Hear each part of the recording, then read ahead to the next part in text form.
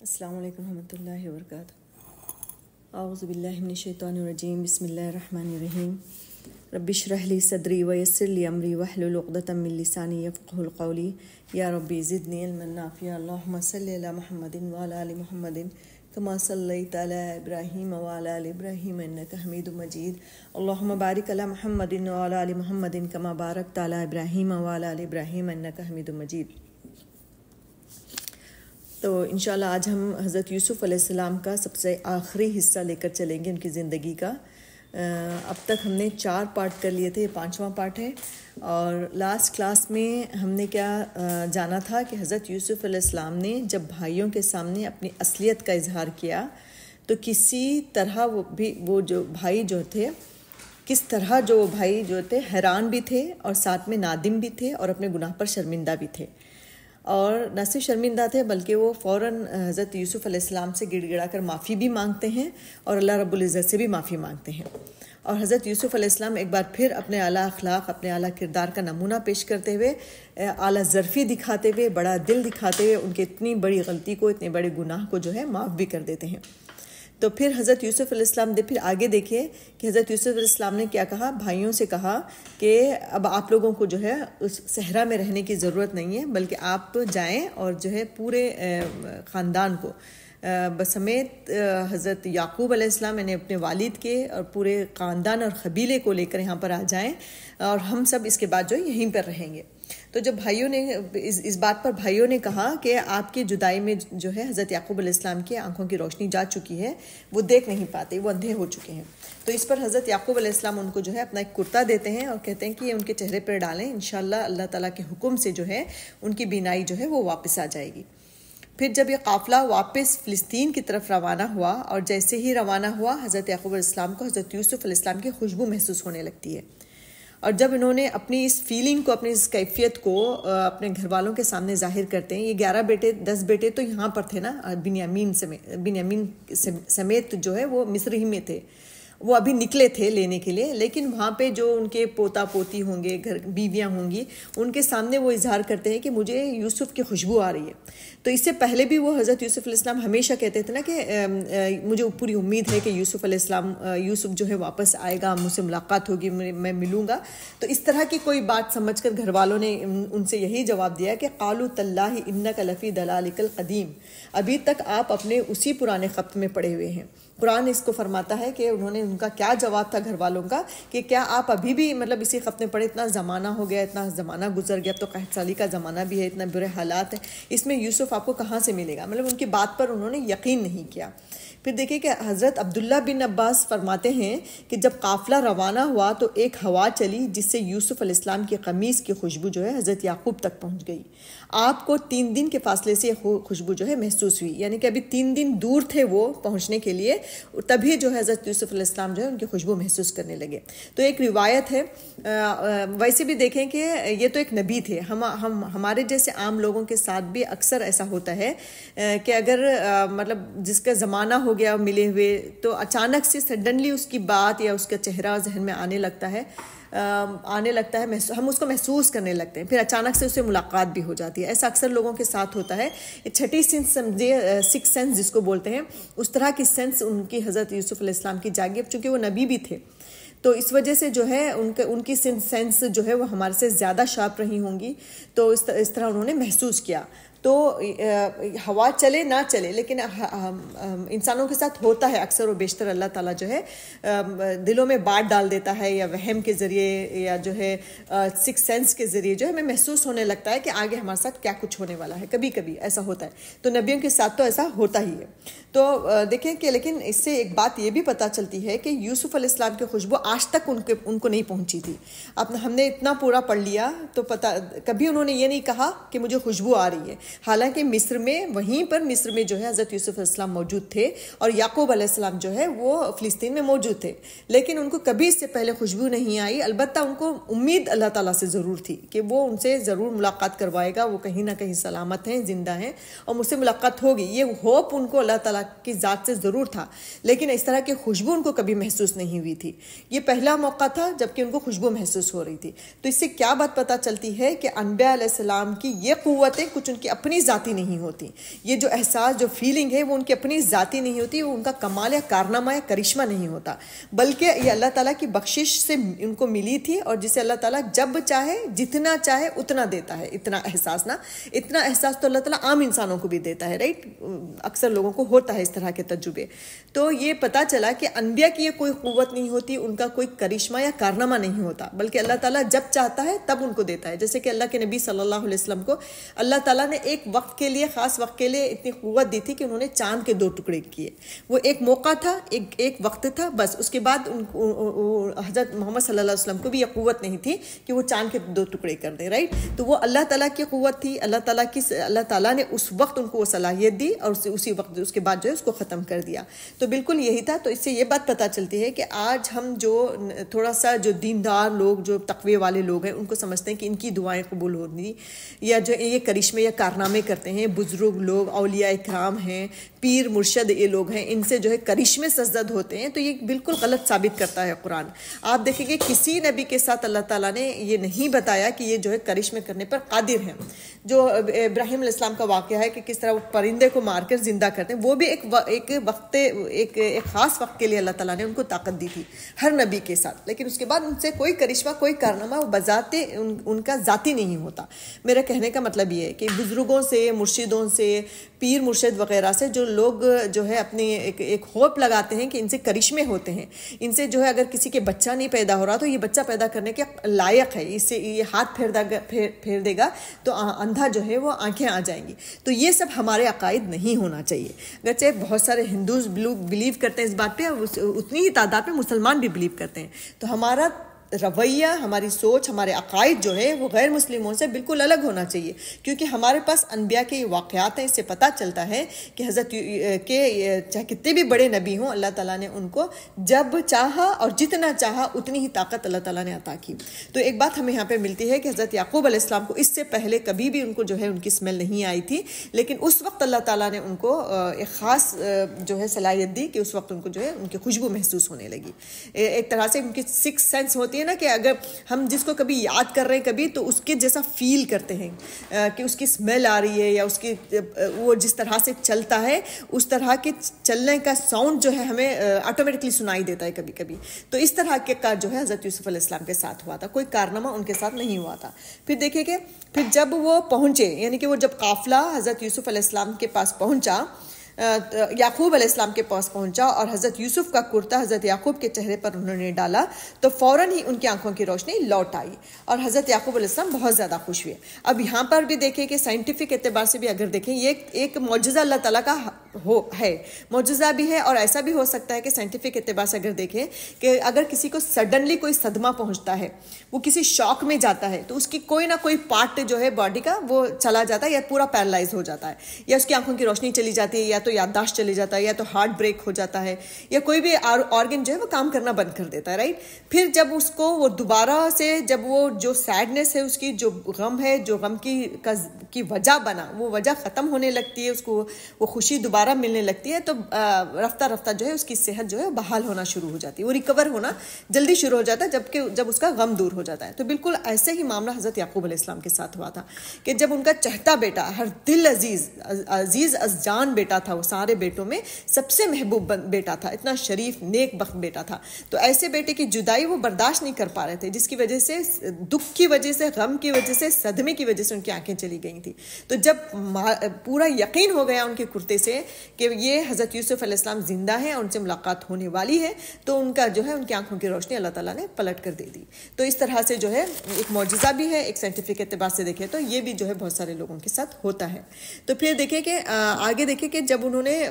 بیٹوں سے ان کو پتہ چلا کہ حضرت یوسف علیہ السلام زندہ ہے اور یہ ان کا کرتا ہے, تو وہ بہت زیادہ خوش ہوئے, اور بیٹوں سے کہا کہ دیکھو میں تم سے کہتا نہ تھا کہ میں اللہ کی طرف سے وہ کچھ جانتا ہوں جو تم نہیں جانتے. یعنی اتنا یقین جیسے کہ اللہ تعالیٰ نے ان کو کہہ دیا ہو کہ ہاں تمہارا بیٹا زندہ ہے, صحیح سالم ہے, یہ یقین اور توکل ان کا اللہ تعالیٰ کی ذات پر تھا. تو پھر وہ دیکھیں کہ تو پھر یہاں پر بھی وہ سارے بیٹے جو ہیں فوراً باپ کے سامنے جھک جاتے ہیں, گڑ گڑاتے ہیں, معافی مانگتے ہیں کہ ہمارا رویہ جو ہے آپ کے ساتھ اور آپ کے بیٹے یوسف کے ساتھ بہت برا رہا, ہم نے کبیرہ گناہ کیا, اس کو قتل کی سازش کر کے, اس کو مارنے کی کوشش کر کے آپ کو اتنی تکلیف دی کہ آپ کی آنکھیں چلیں گی, ہم اللہ خدا را ہمیں معاف کر دیں. فوراً وہ وہاں پہ اکڑے نہیں, انہوں نے تک جو ہے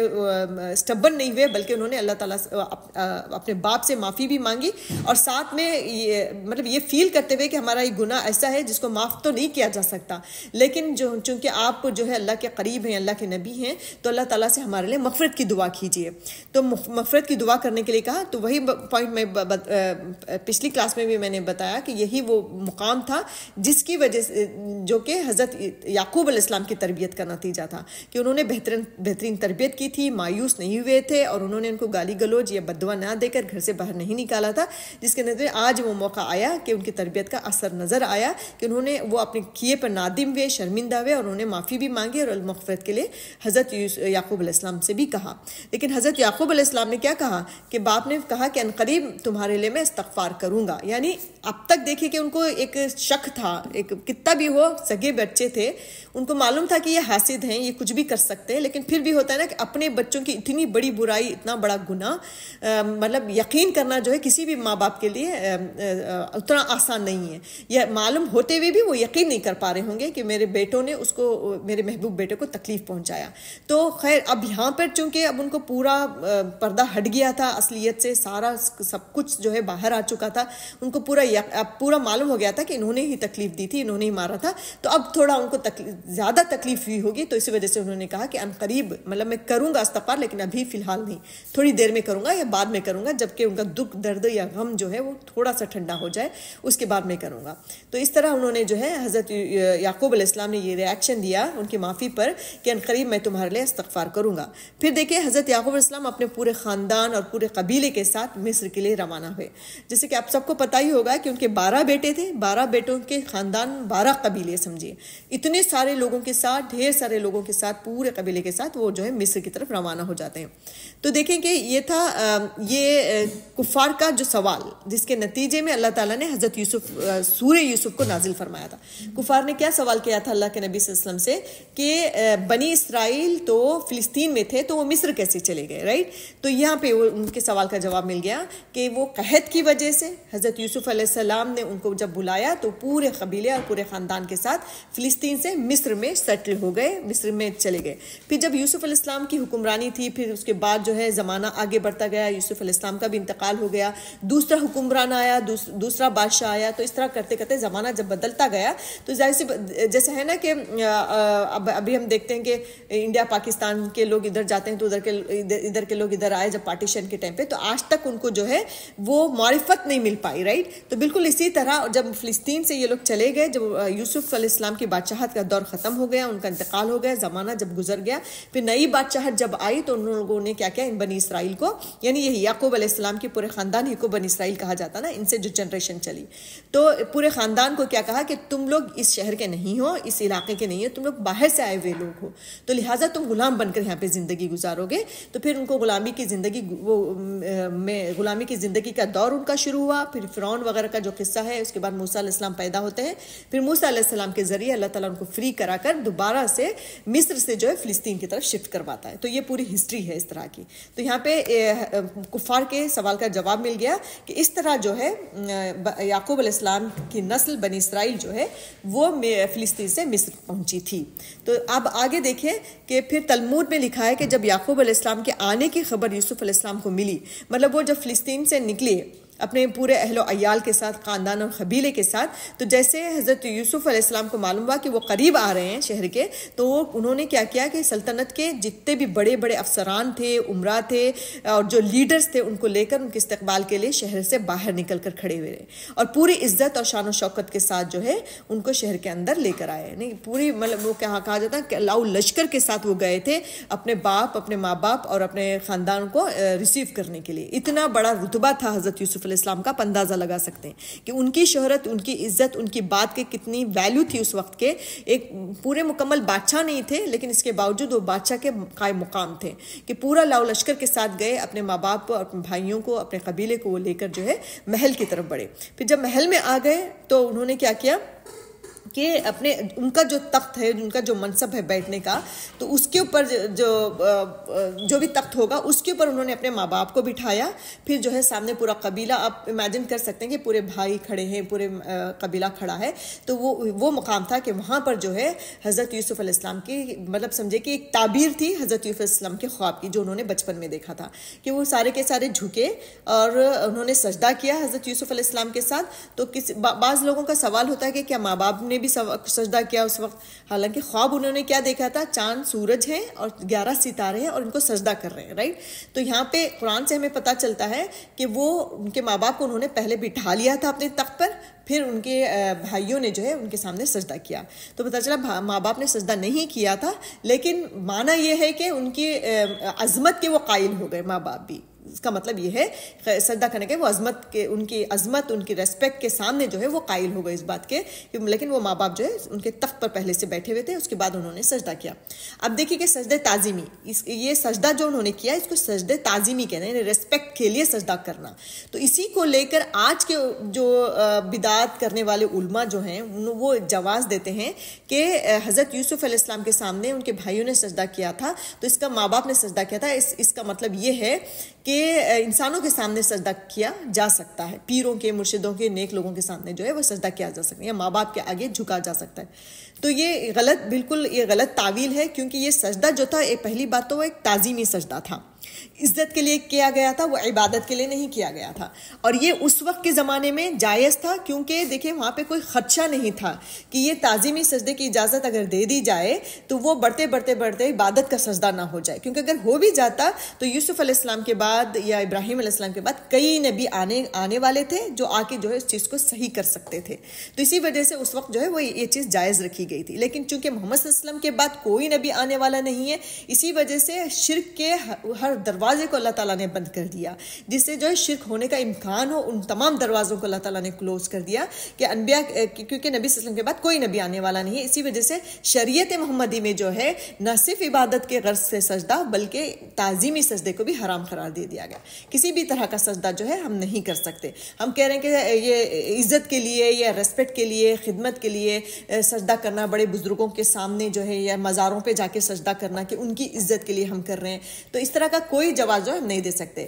اگر ہم دائرے میں لے لیں، اگر اسی دائرے میں اگر ہم جو ہے ماں باپ کے جو پیر جھک کر جو چھوئے جاتے ہیں، وہ چھو کر جو چومے جاتے ہیں، تو وہ بھی اسی دائرے میں آ سکتا ہے. بعض علماء کی رائے یہی ہے کہ وہ بھی نہیں کرنا چاہیے، اگرچہ کوئی کہے کہ یہ کلچرل ہے، یہ جو ہے رواج ہے ہمارے کنٹریز کا. لیکن دیکھیں آپ دیکھیں گے کوئی بھی چیز جب شروع ہوتی ہے وہ رواج کے نام پر ہی شروع ہوتی ہے، وہ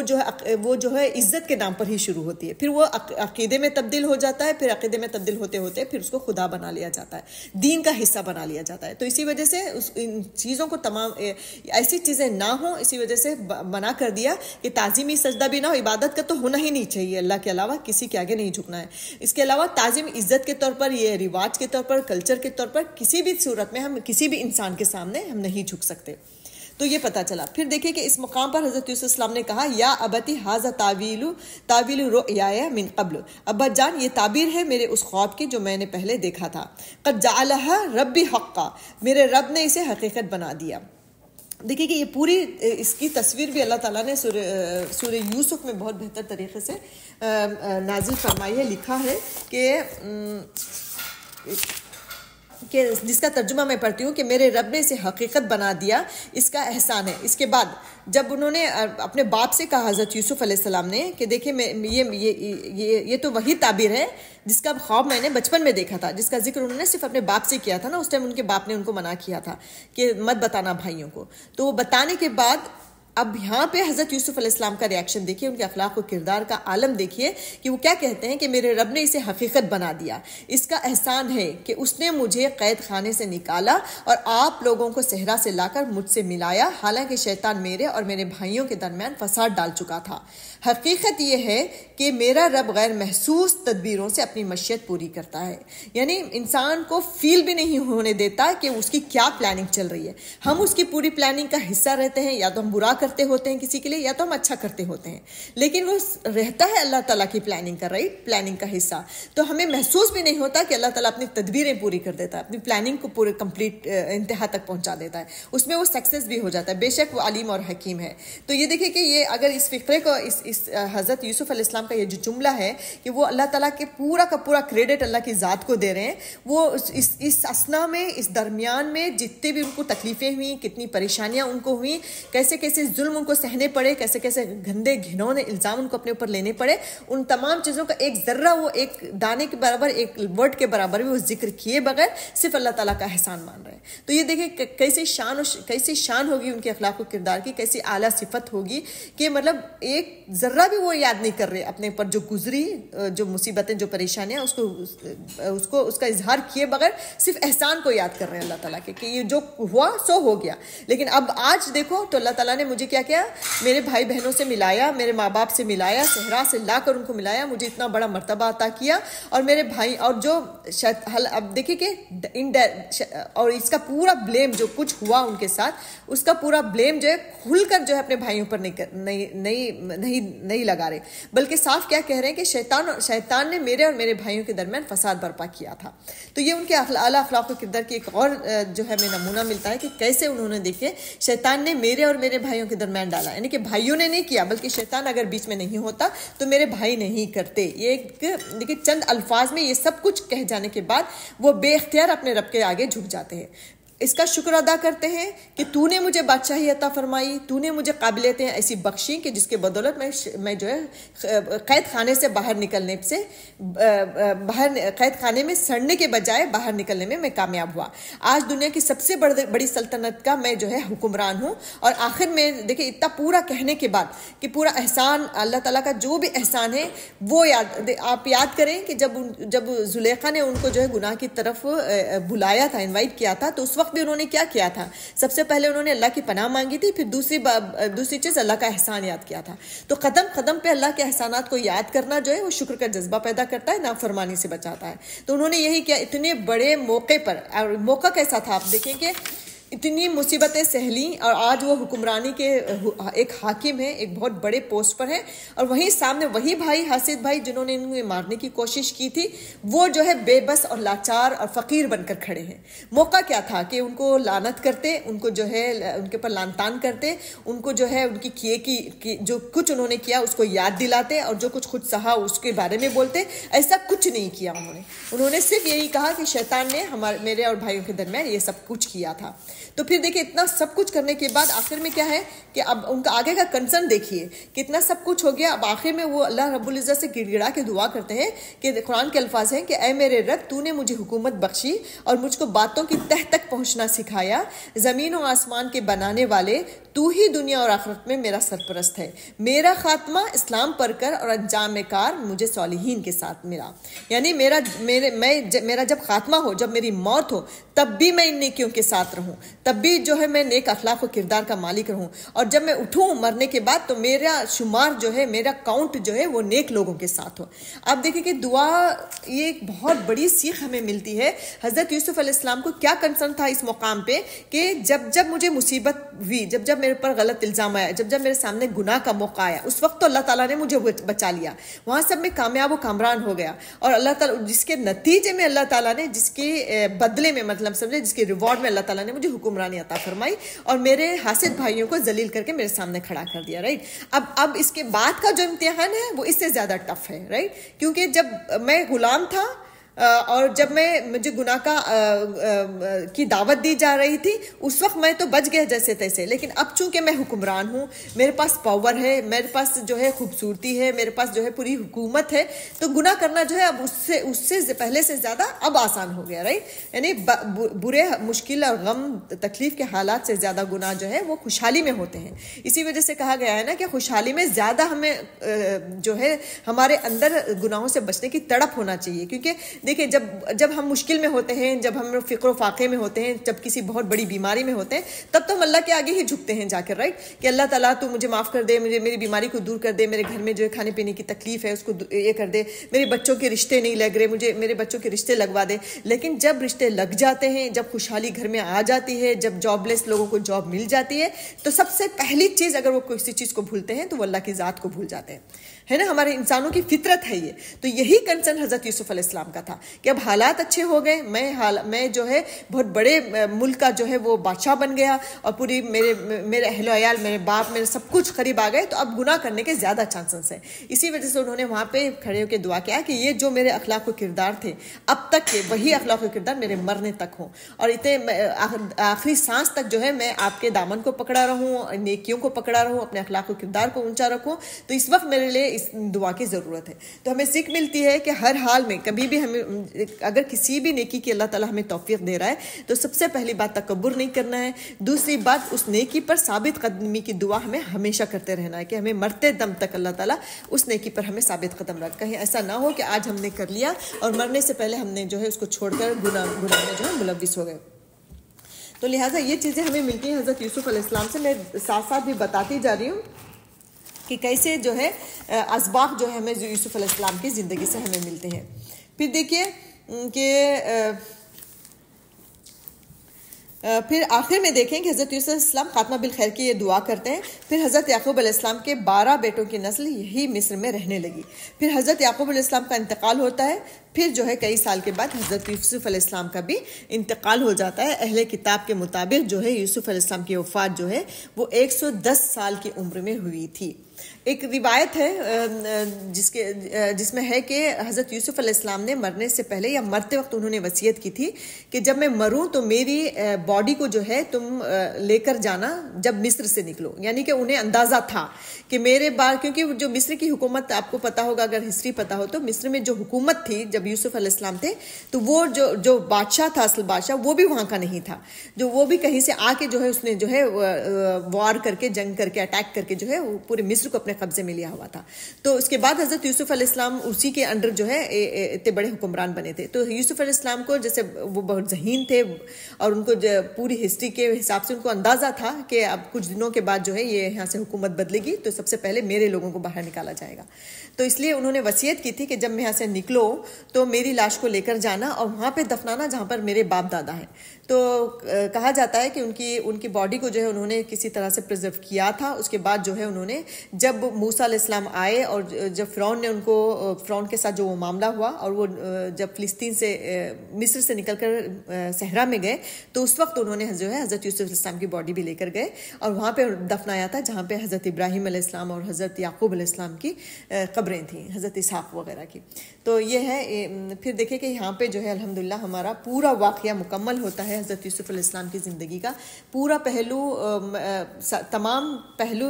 میں نے کوشش کی آپ لوگوں کے سامنے کہ ان کی زندگی کا ہر پہلو آپ لوگوں کے سامنے رکھوں۔ اگر بھول چک ہو گئی تو اللہ تعالیٰ مجھے معاف کرے اور ہمیں صحیح علم کی طرف ہماری رہنمائی فرمائے۔ اب دیکھیں کہ جگہ جگہ میں نے ہر پوائنٹ پہ میں نے پوری کوشش کی اپنی کہ اس سے جو ہے اپنی زندگیوں کو کنیکٹ کرنے کی۔ حضرت یوسف علیہ السلام کی زندگی، حضرت یعقوب علیہ السلام کی زندگی، ان کے بھائیوں کا حسد کا معاملہ، ان تمام چیزوں سے اپنی لائف سے کنیکٹ کرنے کی میں نے پوری کوشش کی، لیکن پھر بھی میں کچھ پوائنٹس مختصراً جو ہے اب تھوڑے سے آپ لوگوں کے سامنے رکھوں تاکہ اگر میں نے بتایا بھی ہو تو کچھ جو ہے ریمائنڈ ہو جائے آپ لوگوں کے۔ تو دیکھیں حضرت یوسف علیہ السلام کے مبارک قصے سے سب سے پہلی چیز ہمیں کیا ملتی ہے؟ اللہ تعالیٰ کی ذات پر ایمان اگر ہو، جس لیول کا آپ کا ایمان ہوگا اس لیول کا آپ کو جو ہے فائدہ پہنچے گا۔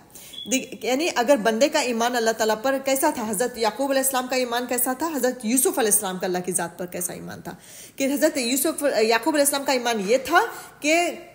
چاہے کچھ بھی کر لے وہی ہوگا جو اللہ تعالیٰ چاہے گا۔ حضرت یوسف علیہ السلام بھی یہی سوچتے رہے کہ اللہ یہ جو میرے ساتھ ہو رہا ہے، جو کنویں میں گرا ہوا ہوں، تو یہ میں پڑھا ہوا ہوں، تو یہ اللہ تعالیٰ کا فیصلہ ہے، اور اللہ تعالیٰ کا فیصلہ میرے حق میں غلط نہیں ہو سکتا، جس کی وجہ سے انہوں نے واویلا نہیں مچایا، نہ باپ نے نہ بیٹے نے۔ تو اس طرح کا مضبوط جب مکمل ایمان ہو، یقین کامل ہو کہ وہی ذات ہے جو مصائب و مشکلات کو دور کرنے والی ہے، وہی ذات ہے جو غم میں رنج میں سہارا دینے والی ہے، وہی ذات ہے جو نفع بھی دیتی ہے، جو نقصان بھی دیتی ہے، اور وہی ذات ہے جو رزق بھی دیتی ہے اور اولاد بھی دیتی ہے۔ تو جب ایسا ایمان اگر ہمارا ہونا تو تب کیا ہوگا؟ تب اس کا سب سے بڑا فائدہ کیا ہوگا کہ مصیبت پڑنے پر ہم بے صبرے نہیں ہوں گے، ہم صبر کا دامن پکڑے رہیں گے، اور جب کوئی خوشی، جب کوئی نیکی ہمیں ملے گی، کوئی اچھائی ہمیں ملے گی، کوئی بہت بڑی نعمت ملے گی، تو ہمارے اندر شکر کا جذبہ پیدا ہوگا۔ ہم یہ سوچیں گے کہ یہ حاصل میرا نہیں ہے، یہ میرا اپنا ذاتی حاصل کیا ہوا نہیں ہے، بلکہ اللہ تعالیٰ کا دیا ہوا ہے، تو ہم شکر گزار بندے بن جائیں گے۔ تو اس پورے واقعے میں حضرت یوسف علیہ السلام، حضرت یعقوب علیہ السلام کی زندگی میں آپ دیکھتے ہوں گے کہ ہر موقع پر، ہر لمحے میں، ہر پہلو میں یہ چیز واضح تھی کہ ان کا یقین جو ہے اللہ تعالیٰ کی ذات پر کتنا تھا، کہ حضرت یعقوب علیہ السلام کا اللہ تعالیٰ کی ذات پر ایمان اتنا مضبوط تھا کہ ان کا اپنا لاڈلا بیٹا حضرت یوسف علیہ السلام جب جدا ہوتے ہیں تو نہ وہ چیخ و پکار کرتے ہیں، نہ اللہ تعالیٰ سے شکوہ شکایت کرتے ہیں، بلکہ کیا کرتے ہیں؟ فصبر جمیل، میں صبر کروں گا۔ حاسدوں کا حالانکہ تھوڑا بہت امکان تھا، ان کو معلوم تھا، لیکن اس کے باوجود انہوں نے کیا کہا کہ میں صبر کروں گا۔ تو دیکھیں حدیث بھی ہمیں اس سے ریلیٹڈ ملتی ہے، مسلم کی روایت ہے کہ مومن کا معاملہ بھی عجیب ہے کہ اس کا سارا معاملہ ہی خیر ہے۔ اگر اسے خوشی نصیب ہوتی ہے تو کیا کرتا ہے؟ وہ شکر کرتا ہے، اور یہ بھی اس کے لیے بہتر ہے، یعنی شکرانے میں بھی اللہ تعالیٰ اس کو جو ہے نعمت بڑھا کر دیتا ہے، اس کو اجر و ثواب ملتا ہے۔ اور اگر اس کو مصیبت پہنچے تو اس مصیبت میں کیا کرتا ہے مومن؟ صبر کرتا ہے، اور یہ صبر بھی اس کے لیے بہتر ہے، یعنی صبر کرنے کا بھی اسے اجر ملتا ہے۔ تو یعنی کہ مومن کے سوا کسی بھی شخص کو یہ سعادت نصیب نہیں ہے۔ آپ دوسرے لوگوں کو دیکھ لیں جس کے پاس ایمان،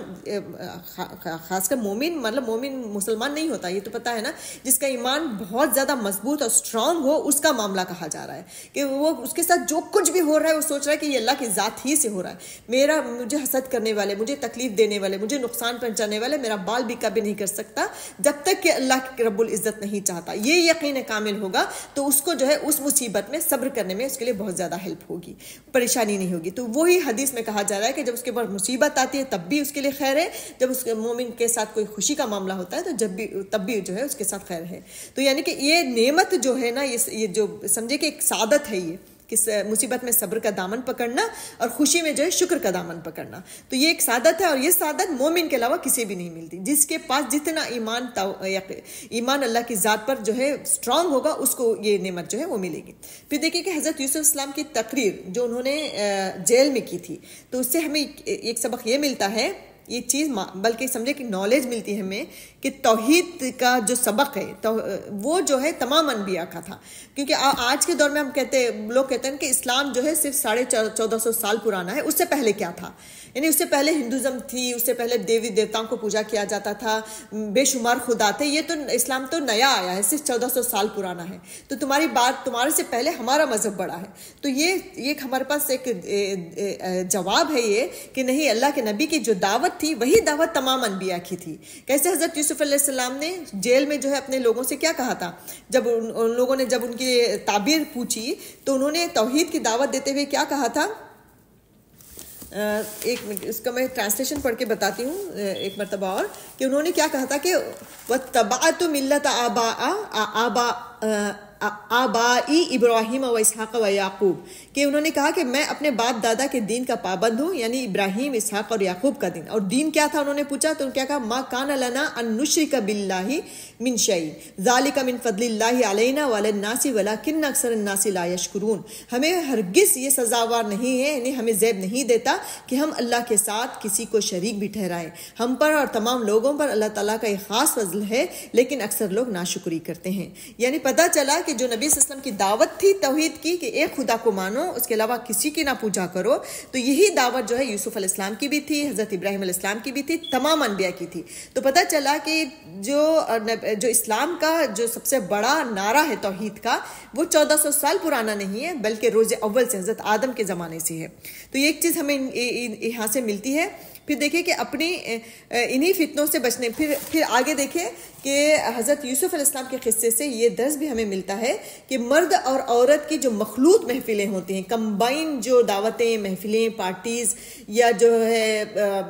آرگنائزیشنز، جو بھی سمجھیے آپ، جہاں پر بھی مرد اور عورت کا اخلاط ہوا، ملاط ہوئی، وہاں پہ فساد مچتا ہے، وہاں پہ فساد برپا ہوگا. جیسے کہ نے دیکھا کہ حضرت یوسف علیہ السلام کیسے زمانے میں تھے, وہاں پہ جو ہے محرم اور نامحرم کی کوئی تمیز نہیں تھی, کوئی اصول اور قانون ایسا نہیں تھا کہ تمہارے یہ محرم رشتہ دار ہیں, تمہارے یہ نامحرم رشتہ دار ہیں, ایسا کچھ نہیں تھا. تو یہی ہوا کہ زلیخا کھلم کھلا ان سے ملتی تھی, کھلم کھلا ان کے ساتھ رہتی تھی گھر پہ, جس کی وجہ سے جو ہے اس کی نیت خراب ہوئی, اور اس نے جو ہے اتنی نیت خراب ہوئی کہ اتنے بڑے بڑے گناہ کی جو ہے اس نے دعوت دی, اور اتنے بڑے بڑے گناہ الزام لگایا, جیل بھیجا, کیسے کیسے گناہ میں وہ ملوث ہوتی چلی گئی. تو یوسف علیہ السلام کے قصے سے ہمیں پتہ چلتا ہے کہ عورت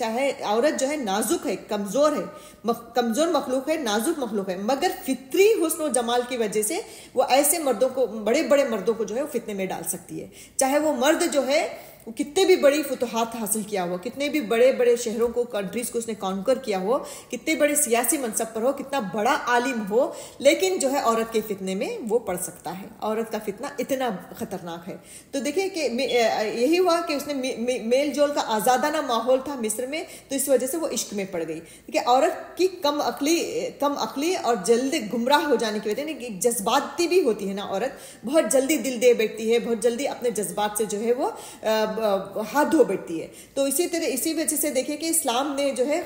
شوہر اور محرم کی پابندی سے جکڑ دیا اس کو. قرآن جب نازل ہوا تو آپ دیکھیں گے کہ سورہ احزاب میں, سورہ نور میں گھر کے اندر کا پردہ کیا ہے, گھر کے باہر کا پردہ کیا ہے, کون لوگ آپ کے گھر میں داخل ہو سکتے ہیں, کون نہیں آ سکتے, چار دیواری کے اندر رہنا ہے, لیکن ضرورت پہ اگر تم نکلو گی تو کس طرح نکلو گی, غیر مرد سے محرم سے بات کرنے کی اگر ضرورت پڑتی بھی ہے تو تمہیں کیسے پڑھنا ہے, کہ کیسے سخت لہجے میں تم بات کرو گی, کہیں سے بھی لچکدار آواز نہیں ہوگی. تو اس طرح جو ہے نبی صلی اللہ علیہ وسلم نے جو ہے تمام فتنوں کے دروازے بند کرتے ہوئے فرمایا کہ تم میں سے کوئی شخص محرم کے بغیر اجنبی عورت کے ساتھ تنہائی میں نہ جائے. یہ حدیث ہے کہ کوئی بھی فتنہ برپا نہ ہو. شیطان, ایک اور حدیث ہے جس میں اللہ تعالیٰ, اللہ کے نبی صلی اللہ علیہ وسلم فرماتے ہیں کہ جب بھی کوئی شخص جو ہے اجنبی عورت سے تنہائی میں ملتا ہے تو اس کے ساتھ تیسرا شخص جو ہے وہ شیطان ہوتا ہے. تیسرا کون ہوتا ہے؟ وہ شیطان ہوتا ہے. تو ایک تو عورت جو ہے جس کی فطرت, مطلب اللہ تعالیٰ نے کتنی بھی اچھی فطرت ہو, لیکن اس کی جو باڈی ہے, جو اس کے شیپس ہیں, اس سے جو اٹریکشن اللہ تعالیٰ نے مردوں کو رکھی ہے وہ کوئی نہیں ختم کر سکتا. چاہے کتنا بڑا عالم ہو, چاہے کتنا بڑا سیاست دان ہو, کوئی بھی ہو, وہ اس کے جھانسے میں ضرور آئے گا. اسی وجہ سے ایسے دروازوں کو بند کرنے کے لیے نبی صلی اللہ علیہ وسلم نے فرمایا کہ اکیلے نہ ملا کرو, تنہائی میں نہ ملا, کیونکہ تیسرا شخص جو ہے وہ شیطان ہوتا ہے. اس کے علاوہ آپ سورہ احزاب, سورہ نور کو پڑھیں گے تو وہاں پہ ایک پوری لسٹ اللہ تعالیٰ نے دے دی کہ یہ تمہارے محرم رشتہ دار ہے, یہ تمہارے نامحرم رشتہ دار ہیں, یہ وہ رشتہ دار ہیں جو آپ تمہارے گھر میں چل پھر سکتے ہیں, جیسے کہ باپ ہے, بھائی ہے, سسر ہے, ان کے سامنے شوہر ہے, بیٹے ہیں, ان کے سامنے تم جو ہے اپنا زیب و زینت بھی اختیار کر سکتی ہو, بن صبر بھی سکتی ہو. لیکن ایک لسٹ یہ بھی دے دی جن کے سامنے آپ زیب و زینت نہیں کر سکتے, بن صبر نہیں سکتے, جو آپ بے جھجک آپ کے گھروں میں داخل نہیں ہو سکتے, جن کے ساتھ تمہارا پردہ ہے. لیکن اگر ہم نے دیکھے کہ آج کا معاشرہ, اگر ہم سوسائٹی دیکھیں تو بالکل وہ زلیخا والا ہی سوسائٹی ہوتی چلی گئی مسلمانوں کی. بیسٹ 80% ہمارا معاشرہ آج کل ایسا ہی ہے کہ جہاں پر جو ہے محرم نامحرم کی کوئی تمیز نہیں ہوتی. شادی ہو, بیاہ ہو, کیسے چھوٹے موٹے فنکشن ہی کیوں نہ ہو, پوری زیب و زینت عورتیں اختیار کرتے ہیں نامحرم مردوں کے سامنے. تو کیا اس کا حاصل کیا ہوگا؟ فساد برپا نہیں ہوگا تو اور کیا ہوگا, رائٹ. اطلاق کی شرح آپ دیکھیں گے بڑھ گئی ہے, خلا کی شرح دیکھیں آپ بڑھ گئی ہیں, ہسبینڈ وائف میں تعلقات اچھے نہیں ہیں, کیونکہ ظاہر سی بات ہے ایک کھلا آپ اپنے ماحول, گھر میں, خاندان میں, اپنی سوسائٹی میں ایسا ماحول رکھیں کہ ایک مرد کی نظریں جو ہیں آپ کی سہیلیوں پہ بھی پڑ رہی ہیں, آپ کی بہنوں پہ بھی پڑ رہی ہیں, نند جیٹھانی دیور سے کوئی پردہ نہیں ہے, تو وہاں پہ کیسے امن ہوگا, کیسے وہ معاشرہ ہوگا جو اسلام چاہتا ہے؟ نہیں ہو پائے گا نا.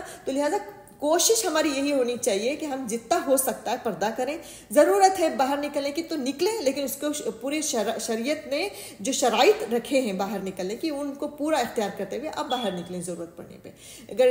اور بالکل اسی نہج پہ ہمیں بچیوں کی بھی تربیت کرنی چاہیے. اور تربیت جو ہے ٹین ایج ہونے کے بعد نہیں ہوتی, بلکہ بچپن سے ہوتی ہے, چھوٹے سے. اس کو جس طرح کا لباس, دیکھیے لباس کے بارے میں بھی شریعت نے بتا دیا کہ کس طرح کا ہمارا لباس ہونا چاہیے. ڈھیلا ڈھالا ہو, چست نہ ہو, پتلا نہ ہو, باریک نہ ہو, سینہ ڈھکا ہوا ہو, اور چہرہ بھی ڈھکا ہوا ہو, اور جو ہے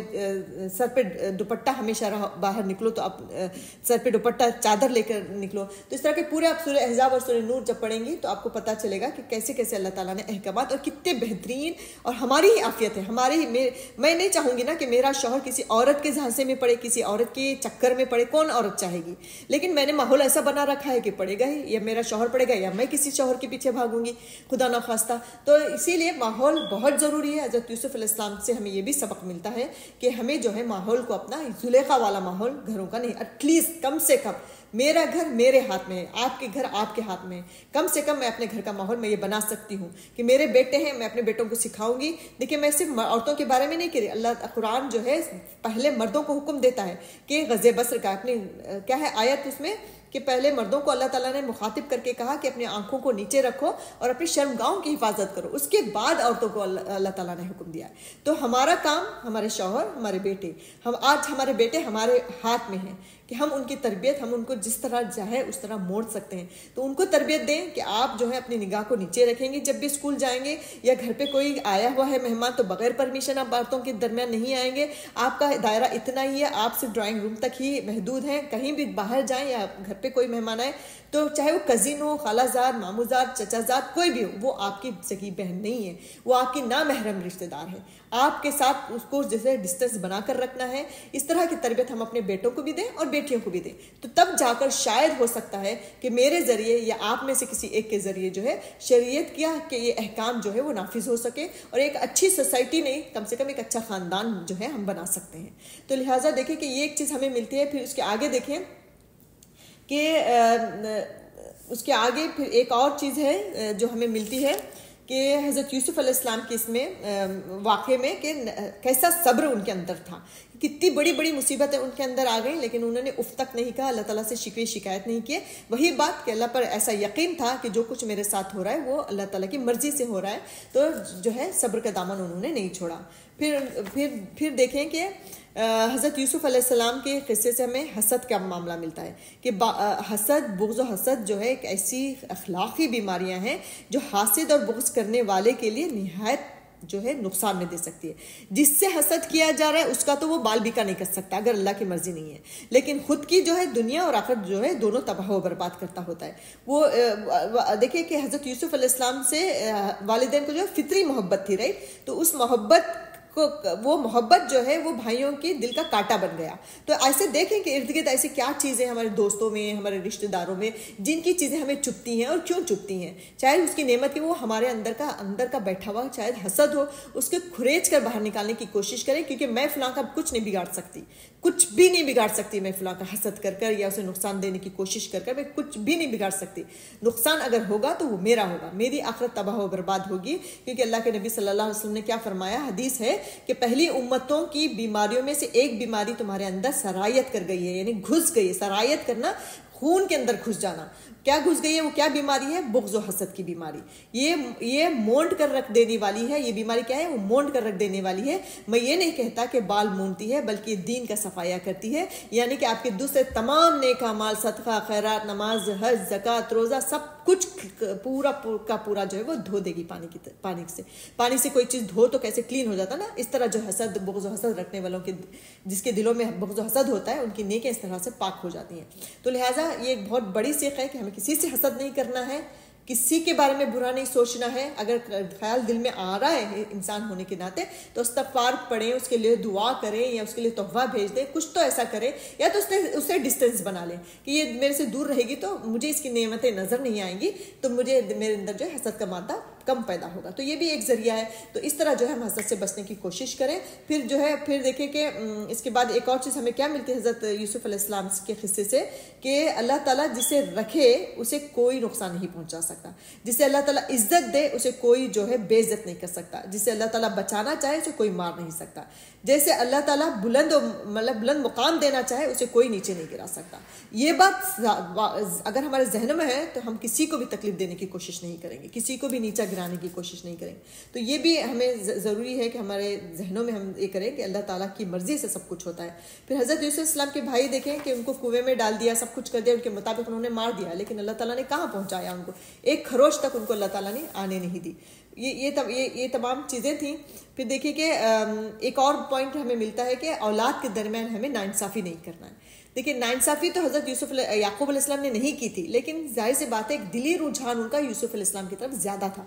10 بیٹوں کے علاوہ, کیونکہ ظاہر سی بات ہے وہ نیک تھے, اچھے تھے, اخلاق و کردار کے مالک تھے. تو اس وجہ سے نبیوں والی ان کے اندر صفت نظر آتی تھی جس کی وجہ سے وہ زیادہ محبت کرتے تھے, اتنی کرتے تھے کہ ظاہر ہو جاتا تھا.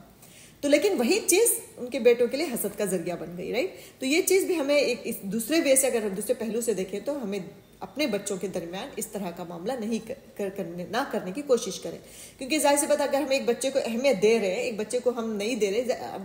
ویسے ہی ہے بالکل. ہمارے بچے بھی ایسے ہی ہیں سارے. اگر کسی کی 4 ہے 5 ہیں تو چاروں پانچوں جو ہے ایک ہی جیسے نہیں ہوتے. کوئی بہت اچھا ہوتا ہے، کوئی بہت بگڑا ہوا ہوتا ہے، کسی کے اندر بہت بڑی بڑی برائیاں ہوتی ہیں، کوئی چھوٹی چھوٹی برائیاں کرتا ہے. تو یہی اچھائی کی وجہ سے ہمارا رجحان اس کی طرف ضرور ہوتا ہے، لیکن کوشش کریں کہ ظاہر نہ کریں اپنی اس محبت کو، اپنی اس رجحان کو اندر رکھنے کی کوشش کریں. کیونکہ ہو سکتا ہے کہ آپ کی محبت، آپ کا رجحان جو ہے آپ کے دوسرے بچوں کے دلوں میں اس طرح کا حسد پیدا کر دے. تو کوشش یہ ہو کہ انصاف کے ساتھ کام لو. کہ نبی صلی اللہ علیہ وسلم نے بھی یہی ہمیں تعلیم دی ہے کہ اپنے اولاد کے درمیان جو ہے انصاف سے کام لو. ایک روایت ہے کہ حضرت نعمان بن بشیر فرماتے ہیں کہ میرے والد نے مجھے کچھ مال عطا کیا اور میری ماں کی خواہش پر نبی صلی اللہ علیہ وسلم کی خدمت میں حاضر ہوئے تاکہ آپ کو گواہ بنا سکیں. تو آپ نے پوچھا کیا سارے بیٹوں کو ایسا مال دیا ہے؟ تو انہوں نے جواب دیا نہیں. تو آپ نے فرمایا اللہ سے ڈرو اور اپنے اولاد کے درمیان عدل کرو. یعنی بظاہر جو چیزیں ہوتی ہیں، جو چیزیں گھروں کی بات ہے، کوئی کھانے پینے کی بات ہے، کپڑے دلانے کی بات ہے، یہ سب چیزوں میں ہمیں بالکل انصاف سے کام لینا ہے. یہ دل کی جو بات ہوتی ہے وہ تو ہمارے اختیار میں نہیں ہوتا، لیکن کوشش یہی ہو کہ اس کا بھی زیادہ اظہار نہ ہو. اس کے علاوہ جو کھانے پینے کی چیزیں ہیں، چیزیں دلانے کی ہے، پراپرٹی تقسیم کرنے کی ہے، بانٹنے کی، اس میں جو ہے انصاف سے کام لینا چاہیے. نبی صلی اللہ علیہ وسلم کی اس حدیث سے ہمیں پتہ چلتا ہے. پھر دیکھیے کہ حضرت یوسف علیہ السلام کے واقعے سے ایک اور بڑی چیز ہمیں یہ ملتی ہے کہ عفو درگزر، معاف کر دینا، لوگوں کے ساتھ احسان کا معاملہ کرنا. یہ ہمیں اعلیٰ درس ہمیں ملتا ہے کہ بدترین سے بدترین دشمن کو بغیر کسی سزا کے حضرت یوسف علیہ السلام نے معاف کر دیا. تو ہماری بھی یہی کوشش ہو کہ ہم اس کو معاف کر دیں، ہم اس کو جانے دیں. یعنی معاف کرنے کا مطلب میں نے لاسٹ کلاس میں بتایا کہ اس کے لیے بدلے کی چاہ جو ہے اپنے دل میں نہ رکھیں، اس کے لیے بدوا نہ کریں، اس کے لیے کوئی جو ہے نیگیٹو کارروائی نہ کریں، اس کے لیے جو ہے غلط باتیں پھیلاتے ہوئے نہ پھریں. یہ معاف کرنے کا مطلب ہے. معاف کرنے کا مطلب یہ ہرگز نہیں ہے کہ آپ اس کو دوبارہ سے چانس دیں آپ کے ساتھ جو ہے برائی کرنے کا، رائٹ. تو یہ میں نے بہت تفصیل سے لاسٹ کلاس میں بتائی تھی. تو یہ ایک عفو درگزر کا ہمیں ملتا ہے کہ کوشش یہ کریں کہ جتنا ہو سکتا ہے آپ اس کو معاف کریں، اس کے لیے دعائیں خیر کریں. پھر ایک لاسٹ چیز اس میں ہمیں ملتی ہے، خوابوں کی تعبیر کے سلسلے میں ہمیں ایک علم ملتا ہے کہ خواب جو ہوتے ہیں وہ برحق ہوتے ہیں. اچھے خواب جو ہوتے ہیں وہ اللہ کی جانب سے ہوتے ہیں، اور برے خواب جو ہوتے ہیں وہ شیطان کی جانب سے ہوتے ہیں. اور خاص کر نبیوں کے ساتھ تو خواب وہی کے برابر کہا گیا ہے نا. پھر یہ انبیاء کرام کے خواب تو سچے ہی ہوتے ہیں. اس کے علاوہ ہمارے جیسے لوگوں کے بھی خواب سچے ہوتے ہیں، لیکن اس میں یہی دیکھنا ہے کہ وہ مطلب کیا سچویشن میں آپ سوئے تھے، کس کروٹ آپ سوئے تھے. اگر گندا سا کوئی غلیظ سا خواب دیکھا ہے تو اس کے بارے میں بھی ہمیں تعلیمات ملتی ہیں کہ سب سے پہلی چیز، اگر خواب ناپسندیدہ خواب دیکھیں تو شیطان کی طرف سے ہے، لہٰذا اس شر سے پناہ مانگنا چاہیے اور کسی سے بولنا نہیں چاہیے، کیونکہ وہ اسے نقصان نہیں دے گا. وہ خواب جو ہے وہ اگر بول دیتے ہیں تو کہا جاتا ہے کہ وہ عمل میں آ جاتا ہے، اس لیے بولنا نہیں چاہیے. اگر کوئی غلط خواب دیکھے، برا خواب دیکھے تو اس کو اپنے آپ میں رکھیں، اللہ تعالیٰ سے دعا کریں، پناہ مانگیں. اگر اسی وقت آنکھ کھلتی ہے تو حدیث میں آتا ہے کہ لیفٹ سائڈ میں جو ہے 3 مرتبہ تعوذ پڑھ کے اعوذ باللہ من الشیطان الرجیم پھونکیں اور آیت الکرسی پڑھ کے کروٹ بدل کر سو جائیں. تو اس سے جو ہے خواب کا جو بری تعبیر ہے وہ عائد ہونے سے بچ جاتا ہے انسان. اور اگر کوئی اچھا خواب دیکھیں تو اچھے خواب کے سلسلے میں ہے کہ اللہ تعالیٰ سے دعا کریں اس کے لیے، اور جو ہے کسی اچھے انسان کو جو آپ سمجھتے ہیں کہ یہ آپ سے حسد نہیں کرتا، یہ علم والا ہے، تقوی والا ہے، یہ آپ کے خواب کی تعبیر بتا سکتا ہے، تو ایسے انسان سے آپ جو ہے بتا سکتی ہیں خواب. تو بہتر یہ ہے کہ نہ بتائیں کسی کو. تعبیر تو وہی ہوگی جو ہونی ہے، معلوم کر کے بھی انسان کیا کر سکتا ہے. تو تعبیر کسی عالم یا عقل مند انسان کو بتانا چاہیے، اگر بتانا ہو تو ان کو بتانا ہے. اور پھر دیکھیں کہ پھر اس کے ایک لاسٹ چیز میں بتاتی ہوں کہ مایوسی کا ہمیں پتہ چلتا ہے کہ چاہے کتنے بھی برے حالات ہوں، کتنی بھی بڑا نقصان ہو، ہمیں اللہ کی ذات سے مایوس نہیں ہونا ہے. جیسے کہ حضرت یعقوب علیہ السلام کبھی نہیں مایوس ہوئے، پوری زندگی بھر وہ اپنے بچوں سے یہی کہتے رہے. جب ان کا دوسرا بیٹا بھی غائب ہو گیا، بنیامین کو بھی جب وہ مصر میں چھوڑ کر آئے، تب بھی انہوں نے کیا کہا تھا کہ اللہ کی ذات سے مایوس نہ ہو، جاؤ میرے بیٹوں اپنے بھائیوں کو تلاش کرو. تو یہ امید، یہ اللہ کی ذات سے ہمیں کبھی بھی نہیں مایوس ہونا ہے، چاہے ہماری کتنی بھی قیمتی چیز چلی گئی ہو، نقصان ہو گیا، خدا نخواستہ بہت بڑے بڑے نقصان اور پریشانی میں ہمیں مبتلا ہوں، لیکن اللہ کی ذات سے ہمیں کبھی مایوس ہونا ہے. تو یہ کچھ اسباق تھے جو میں رکھنے کی میں نے کوشش کی. اللہ تعالیٰ مجھے بھی، آپ آپ کو بھی جو ہے حضرت یوسف علیہ السلام، حضرت یعقوب علیہ السلام، تمام انبیاء کی زندگیوں سے بہترین اسباق لینے کی اور اپنی زندگیوں کو سنوارنے کی توفیق عطا فرمائے۔